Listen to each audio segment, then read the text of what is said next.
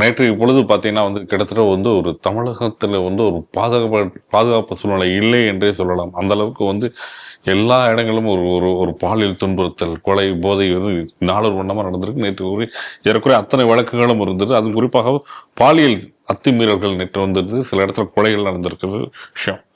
இவ்வளவு நடந்த பிறகு மக்களை மனசை இதுக்குன்னா துறையின் அமைச்சர் பேட்டியே கொடுக்க மாட்டார். துறையின் அமைச்சர் நேராக அவர் டெல்லியை பற்றி மட்டுமே சிந்திப்பார் மட்டுமே. இல்லை என்றால் நாங்கள் விளம்பரப்படம் எடுப்பார், இல்லாட்டி இங்கே ஒரு எல்இடி ஸ்கிரீன் திறந்துட்டு இருப்பார். இப்படித்தான் அவர் துறையின் அமைச்சர் இருந்திருக்கு. வேற யாரும் முதல்வர் ஸ்டாலின் தான் துறையின் அமைச்சர். ஆனால் அவர் பதில் சொல்லவில்லை. அவருக்கு பதிலாகவும் உள்துறை செயலர், ஹோம் மினிஸ்டர் அந்த செயலர் பதில் சொல்லியிருக்கார்.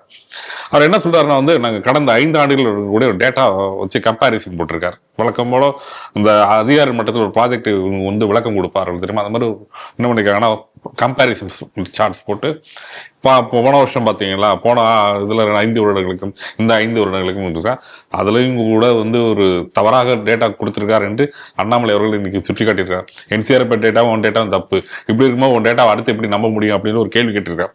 ஆனால் இருந்தாலும் இவர்களுக்கு என்ன சொன்னாலும் நாங்கள் கேட்க போகலை அப்படின்னு சொல்லிட்டு ஒரு டேட்டா இது போட்டு அதுக்கப்புறம் அவங்க சொல்லியிருக்காங்க, அரசு இவற்றையெல்லாம் சகித்துக் கொள்ளாமல் தவறு செய்யும் காவலர்களை நாங்கள் உடனே சஸ்பெண்ட் செய்திருக்கிறோம். அவர்கள் இது இடமாற்றம் இந்த மாதிரி கடுமையான தண்டனைகள் கொடுத்திருக்கோம் அப்படின்னு சொன்னாங்க. அதே நேரத்தில் ஜாதிய முதல் எங்கேயும் நடக்காத அளவுக்கு கண்காணிப்போட சமூக வலைகள் நாங்கள் பார்த்து கொண்டிருக்கிறோம் அப்படின்னு ஒரு டேட்டா புள்ளி ஒருத்தர் நேற்று ஒரு அறிக்கை வெளியிட்டிருக்காரு உள்துறை செயலாளர். இந்த செய்தி எப்படி பாக்குறீங்க? அதாவது இன்னைக்கு எப்படி இந்த அரசாங்கம் பணிபுரிகிறது அப்படின்னு சொல்லி பார்த்தோம்னு வச்சுக்கோங்களேன். இன்னைக்கு என்ன கேள்வி, எதுக்கு இப்போ உள்துறை செயலர் திடீரென்று இப்போ பேட்டி கொடுக்கணும்? நேர்த்திய சம்பவங்கள் தூத்துக்குடி வெள்ளாத்திக்குளம் பகுதியில் ஒரு பெண் கற்பழிக்கப்பட்டு, அது ஒரு சின்ன பெண் கற்பழிக்கப்பட்டு அவ்வளவு மோசமாக ஒரு படுகொலை செய்யப்பட்டிருக்காரு. அது முழுக்க அதற்கு காரணம் காவல்துறையினுடைய அலட்சிய போக்குதான் காரணம் என்று சொல்லப்படுகிறது. அவர்களுடைய உறவினர்கள் காவல் நிலையத்தில் என்ன நடந்தது, கம்ப்ளைண்ட் பண்ண போன போது என்னெல்லாம் பேசினாங்க அப்படிங்கிறத வரைக்கும் அவங்க சொல்லியிருக்காங்க. ஸோ இப்படி ஒரு அலட்சிய போக்குனால மட்டுமே இன்னைக்கு அப்படி ஒரு உயிர் இன்னைக்கு பறி போயிருக்கிறது. அதை தவிர நேத்திக்கு ஒரு கொலையும் நடந்திருக்கிறது. இது எல்லாமே நேத்திக்கு நடந்து அதுக்கு முன்னாடி நாள் மதுராந்தகத்துல ஒரு பெண் கற்பழிப்பு ஒரு சம்பவம் நடந்திருக்கு. இப்படி தொடர்ச்சியாக இப்படி பார்த்தோம் அப்படின்னு சொன்னா, நீங்க இன்னைக்கு தினம் ஒரு நாளிதழில் நீங்க எடுத்தீங்கன்னா அதுல ஏதாவது ஒரு பக்கத்துல ஒரு தலைப்புச் செய்தியில போக்ஸ்கோ வழக்கில் கைது, இல்ல பாலியல் துன்புறுத்தல், போதையினால் வெட்டு, போதையினால் இந்த அத்துமீறி நுழைந்த மர்ம நபர் 4 வீடுகளில் நுழைந்து எல்லாரையும் வெட்டி எடுத்து சாத்தினார், யார் என்றே தெரியாமல் நபர்களை வெட்டி சென்றார்கள், இது அனைத்தும் போதையிலும் கஞ்சாவிலும் அவர்கள் செய்து விட்டார்கள். சொல்றது யாரு? இந்த ரிப்போர்ட் கொடுக்கறது யாரு? இப்படின்னு சொல்லி நம்ம செய்திகளை நம்ம பார்த்து கொண்டுதானே இருக்கிறோம். அப்ப இப்படி போதை, அதுக்கு அடுத்ததாக கற்பழிப்பு, போதையினாலே கற்பழிப்பு சில இடங்கள்ல, போதையினாலே கொலை சில இடங்கள்ல, இல்லைனாலும் ஸ்ட்ரெயிட்டாக ரவுடிகள் ஒருத்தர் மோதி கொலை, யாரை வேணாலும் இன்னைக்கு வெட்டலாம் வீடு பூந்துங்கிற நிலைமை, யாருக்குமே பாதுகாப்பு இல்லாத ஒரு சூழ்நிலை அப்படிங்கக்கூடிய ஒரு பேச்சுக்கள் நேத்திக்கு அதிக அளவுல எழுந்திருக்கக்கூடிய ஒரு சூழ்நிலையில இப்ப திடீர்னு திட்டு சம்மந்தமே இல்லாம உள்துறை செயலரை வச்சு ஒரு பேட்டி கொடுக்குறாங்க. நீங்க இதை கோத்து தானே பார்க்க வேண்டியிருக்கு. இத்தனை நாள் இல்லாத உள்துறை செயலருடைய பேட்டி நேத்தியே வரணும். உடனே அவர் வந்த உடனே என்ன சொல்றாரு, கம்பாரிசன் பண்றாராம் இந்த மாதிரி இந்த ஆட்சி. அப்ப இவர் என்ன திமுக ஆட்சிக்கு விளம்பரம் செய்யக்கூடிய விளம்பரதாரரா? அரசியல்வாதி பேச வேண்டியதை உள்துறை செயலர் எதுக்குங்க பேசணும்? அதுவும் அரசியல்வாதி தான் அப்படி பேசுவாங்க. ஏன்னா அவங்களோட அந்த இதை மறைக்கணுங்கிறதுக்காக. அது ரொம்ப தெளிவா அண்ணாமலை என்ன சொல்லியிருக்காரு, அந்த என்சிஆர்பியினுடைய அந்த ஸ்கிரீன்ஷாட் எல்லாமே எடுத்து போட்டிருக்காரு. 2021 1686 குற்றங்கள் நடந்திருக்கு அப்படின்னு சொல்லியிருக்கு. ஆனா அதே 2021 இவர் சொல்லும்போது உள்துறை செயலர் சொல்லும்போது 1597 சொல்றாரு. பேசியிருக்காரு. அது எப்படி நம்ம ஏத்துக்கொள்ள முடியும்? இவங்களுடைய எல்லா டேட்டாவையும் எப்படி நம்புறது அப்படின்னு அவர் கேள்வி எழுப்பியிருக்காரு. அதை பாக்குறோம் நம்ம. இப்ப நியாயமான விஷயம் தானே அவர் கேட்கறது. ஏன்னா நீங்க நல்லா யோசிச்சு பாருங்க, ஒரு அரசியல்வாதியாக இன்னைக்கு அரசாங்க அதிகாரிகளை இவர்கள் ஆக்கி கொண்டிருக்கிறார்கள். இப்ப பாருங்க, இங்க நடக்கக்கூடிய குற்றத்திற்கு பதில் சொல்றதுக்கு திராணி இல்லை. இது சொல்ல வேண்டியதுக்கு பதில் சொல்ல வேண்டியது ஸ்டாலின். இதுக்கு பேட்டி கொடுத்திருக்க வேண்டியது நியாயமா ஸ்டாலின். ஏன் உள்துறை செயலர் கொடுக்க வேண்டியும்? இல்லை, அதில் நீங்கள் ஒரு சற்று கவனிக்க வேண்டிய விஷயம் ஒன்று இருக்குது. நீங்கள் எப்போல்லாம் வந்து நீதிமன்றம் இந்த மாதிரி மக்கள் நெருக்கடி வரும்போது வந்து அரசியல்வாதி ஓடி ஒளிஞ்சு கொண்டு அதிகாரம் எடுத்து பேசும். உதாரணம் திருப்பரங்குன்றத்தில் நீதிமன்றம் கூட்டும்போது என்ன வேணா பண்ணிக்க, நான் பார்த்துக்கிறேன் பின்னாடி பேக்கப் பண்ணுறது.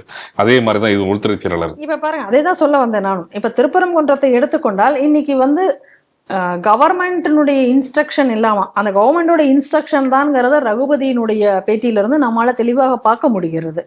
இல்லைன்னா அவங்க போய் விளக்கேற்றி இருப்பாங்க, அதுக்கப்புறம் அது ஒரு வழக்கமாயிடும், அதை நாங்கள் தான் தடுத்தோம் அப்படிங்கிறத தெளிவா பத்திரிகையில பேசுறாரு. ஒரு பிரஸ் மீட்ல அழகா சொல்றாரு. அப்ப அது எல்லாம் இவங்க சொல்றதெல்லாம் சொல்லிட்டு இவங்க என்ன செய்யணுமோ இவங்க எல்லாம் செஞ்சுட்டு பிரச்சனை வந்த உடனே கண்டெம்ட் அப்படின்னு வந்தோடனே இன்னைக்கு அதிகாரிகளை வந்து இவங்க பலிகடா வைக்கிட்டாங்க. இன்னைக்கு கலெக்டர் வந்து நான் தான் செஞ்சேன்னு சொல்ல முடியாம, இல்ல ப்ரெஷர்னாலதான் செஞ்சேன்னு சொல்ல முடியாம, எந்த பக்கமும் போக முடியாம இன்னைக்கு அவர் லாக் ஆகி நிக்கிறார். இன்னைக்கு நீதிமன்றத்துல இப்ப அவரை பலிகடாவாக்கிட்டு இவங்க எல்லாருமே பின்வாங்கிட்டாங்க. அப்ப பாருங்க, அதே போல இன்னைக்கு வந்து ஒரு சீஃப் செக்ரட்டரிய வந்து முன்னாடி நிறுத்திட்டு இப்ப இன்னைக்கு இவங்க எல்லாருமே பின்னாடி போயிட்டாங்க. செய்ய வேண்டிய இந்த லிஸ்ட் பதில் சொல்ல வேண்டிய ஆட்கள் இன்னைக்கு அங்க வந்து இல்லை. இன்னைக்கு நியாயமா திருப்பரங்குன்றம் கேஸ்ல பதில் சொல்ல வேண்டியது தமிழக அரசு. ஏன்னா திட்டமிட்டு தமிழக அரசால் செய்யப்பட்ட ஒரு நீதிமன்ற அவமதிப்பு. ஆனா அதை சொல்லல பாத்தீங்களா, அது எப்படி எஸ்கேப் ஆனாங்க பாருங்க. இதே போலதான் தமிழக அரசு வந்து இன்னைக்கு என்ன பண்றாங்கன்னா, அரசாங்க அதிகாரிகளை வந்து கையில் போட்டுக்கொண்டு அவர்களை வந்து பலிகடா ஆக்கி கொண்டு இருப்பதுதான் இன்றைய நிலைமை. அவர்கள் கைகள் கட்டப்பட்டிருக்கிறது என்பதை நம்ம ஆரம்ப காலத்துல இருந்து சொல்லி வந்து கொண்டிருக்கிறோம். அதை தான் இன்னைக்கு வந்து நிரூபணமாக்கி இருக்கிறார்கள். இன்னைக்கு நமக்கு வந்து தெளிவாக தெரிகிறது இது எப்படிப்பட்ட ஒரு கொலைக்களமாக இன்னைக்கு தமிழகம் வந்து ஆகிக்கொண்டிருக்கு. எல்லா ஏரியாவும் இன்னைக்கு அந்த இப்ப நேத்திக்கு வந்து இந்த மாதிரியான பாலியல் செய்திகள் வருகிறது. எவ்வளவு பாலியல் நடந்திருக்கும் இந்த ஒரு 5 ஆண்டுகளுக்குள்ளார, இது பத்தின என்ன டேட்டா அப்படின்னு சொல்லி இப்போ சமீபத்துல நடந்த ஒரு கொஞ்சம் சில டேட்டாக்கள் அப்படின்னு சொல்லிட்டு எடப்பாடி பழனிசாமி அவர்கள் வெளியிட்டிருந்தார்கள். அதற்கு பிறகு வந்து தினமலர் நாளிதழ் ஒரு பெரிய லிஸ்டையே வெளியிட்டிருந்தாங்க. அதற்கு பிறகு நம்ம ஒரு செய்தியாக தேடி எடுக்கும் பொழுது அந்த லிஸ்ட் போய்கொண்டே இருக்கிறது. இது எல்லாமே நான் என்ன சொல்றேன்னா பதிவான செய்திகள், பதிவாகாமல் இன்னும் எத்தனை இருக்கின்றன நமக்கு தெரியாது.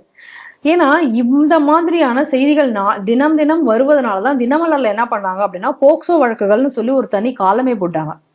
அந்த போக்சோ வழக்குகள்ல மட்டும்தான் அந்த விஷயங்களை எல்லாம் போடுவதற்கென்று ஒரு தனி காலமே உருவாக்கப்படுது. இன்றைய போக்சோ வழக்குகள் அப்படின்னு அவங்க போட்டாங்க. இன்றைய போக்சோ கைதுகளோ போக்சோ வழக்குகளோ ஏதோ ஒன்று அவங்க அந்த மாதிரி போட்டாங்க. அந்த அளவுக்கு அது போடக்கூடிய அளவுக்கு இன்னைக்கு வந்து பாலியல் குற்றங்கள் அதிகரித்திருக்கின்றன. பெண்களுக்கு இனி வந்து தமிழகம் என்பது ஒரு பாதுகாப்பற்ற மாநிலமாக தான் இன்னைக்கு தமிழகம் இருக்கிறது என்பதுதான் உண்மை. நம்ம கேள்வி என்ன இங்க அப்படின்னு சொன்னா, மணிப்பூர்ல நடந்த ஒரே ஒரு சம்பவத்திற்காக இங்கிருந்து நீங்க எல்லாரும் கொடி பிடிச்சி பிரதமர் மோடி பதவி விலக வேண்டும். எங்க மணிப்பூர்ல நடந்த சம்பவம், மணிப்பூர் எங்க இருக்குன்னே தெரியாத இங்க இருக்கக்கூடியதுகள்னா பிரதமர் மோடி பதவி விலகணுமா? இப்ப அந்த தற்கூரி கூட்டங்கள்லாம் எங்க போச்சு? இப்ப நீ அதெல்லாம் போராடணும் இல்ல. நாங்க வந்து அந்த சமயத்துல திருவண்ணாமலையை தாண்டி ஒரு குக்கிராமத்திற்கு போயிருக்கோம். அந்த குக்கிராமத்துல சர்வ நிச்சயமாக மணிப்பூர் என்றோ அந்த மணிப்பூர்ல எங்க அந்த சம்பவம் நடந்ததோ அந்த இடத்தை பற்றி தெரிவதற்கு யாருக்குமே வாய்ப்பு இல்லை. ஆனா அங்க போற இடத்துல பார்த்தோம் அப்படின்னு சொன்னா இந்த கம்யூனிஸ்ட் கட்சி இருக்கு, அதனுடைய ஆட்கள், இந்த புரட்சிகர இளைஞர் அணி, இந்த மாதிரியான அமைப்புகள்லாம், இந்த மாதிரி செலக்டிவ் அமைப்புகள் இருக்கு பாருங்க, அதுல ஏதோ ஒரு அமைப்பு அங்க ஆர்ப்பாட்டம் நடத்திட்டு இருக்கு. மணிப்பூரில் நடந்ததே என்ன? ஏன்னா உன் சொந்த மாநிலத்துல உன்னுடைய சகோதரிகள் இன்னைக்கு கற்பழிக்கப்பட்டு அவர்கள் பாலியல் குற்றச்சாட்டுகளுக்கு ஆளாக்கப்பட்டு நிக்கிறாங்க. அவங்கள நீ ஏதாவது கைது பண்ணியா?